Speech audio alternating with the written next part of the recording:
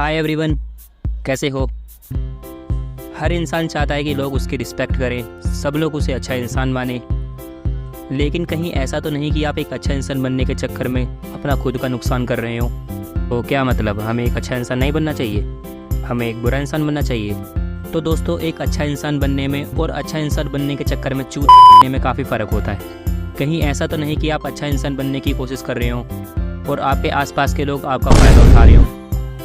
आज के इस वीडियो में हम रॉबर्ट ग्लोवर की बुक नो मोर मिस्टर नाइस गाय से आपको बताने वाले हैं 5 ऐसे पॉइंट जो आपको फॉलो करने चाहिए।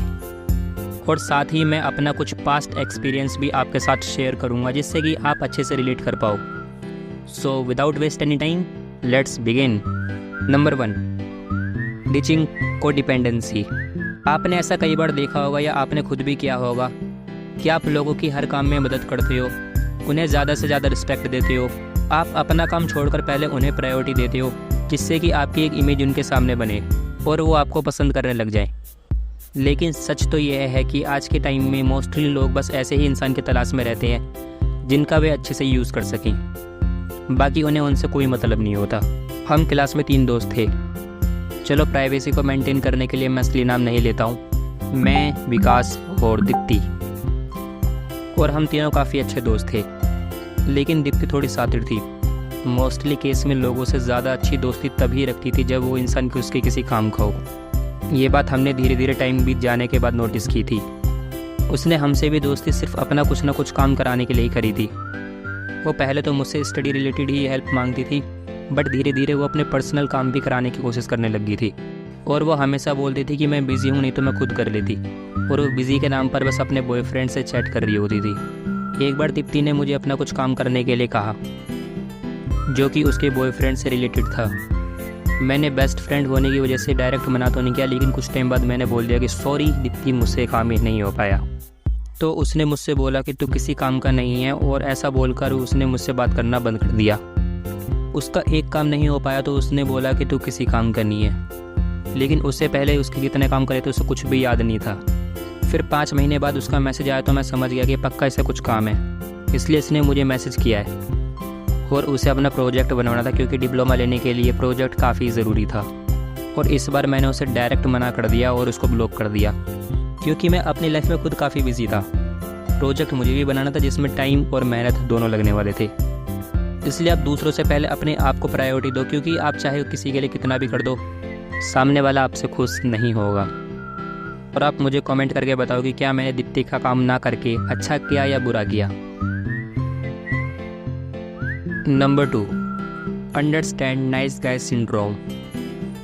ऐसा आपने कई बार देखा हो कि जो नाइस गाय होते हैं वो हमेशा दूसरों की खुशी में अपनी खुशी ढूंढते हैं। वे कभी भी कुछ ऐसा नहीं करेंगे जिससे कि दूसरों को बुरा लगे, बेशक ऐसा करने से उनकी खुद की लाइफ में कितना भी नुकसान हो रहा हो। मेरा एक दोस्त था रवि पढ़ने में काफ़ी होशियार था, टीचर्स भी उसकी काफ़ी तारीफ़ करते थे।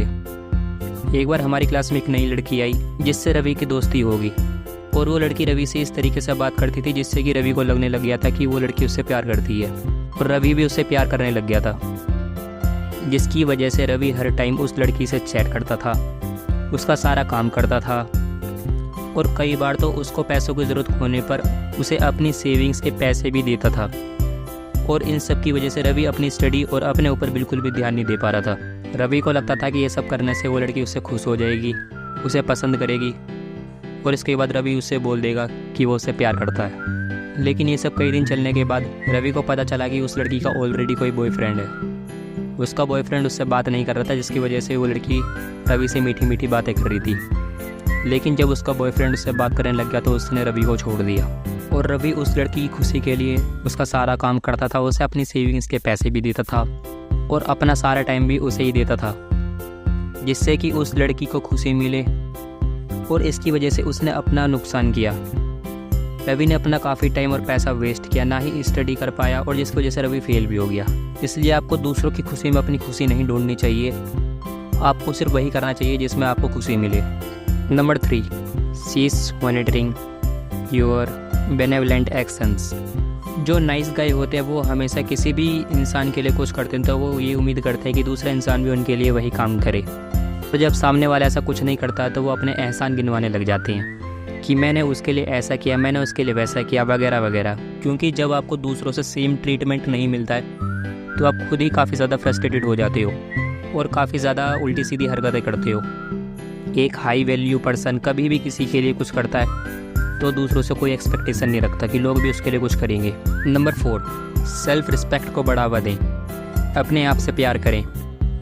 आपने ऐसा कई बार देखा होगा कि जब कुछ दोस्त साथ होते हैं तो उनमें से कोई ना कोई एक बंदा ऐसा ज़रूर होता है जिसके सब ले रहे होते हैं, सब उसका मजाक बनाते हैं, उसकी टांग खींचते हैं, जो कि फ्रेंडशिप में काफ़ी ज़्यादा कॉमन है। लेकिन कई बार क्या होता है ना कि लोग मजाक करने की जगह सेल्फ रिस्पेक्ट को ठेस पहुँचाते हैं, और जो नाइस गाय होते हैं वो इस बात का कोई रिप्लाई नहीं देते, वो शांति से सब सहन करते हैं। लेकिन जब कोई आपकी सेल्फ रिस्पेक्ट को ठेस पहुँचाए तो आपको उसका रिप्लाई देना चाहिए, क्योंकि हर इंसान की खुद की एक सेल्फ रिस्पेक्ट होती है, इसलिए आपको सेल्फ रिस्पेक्ट को बढ़ावा देना चाहिए।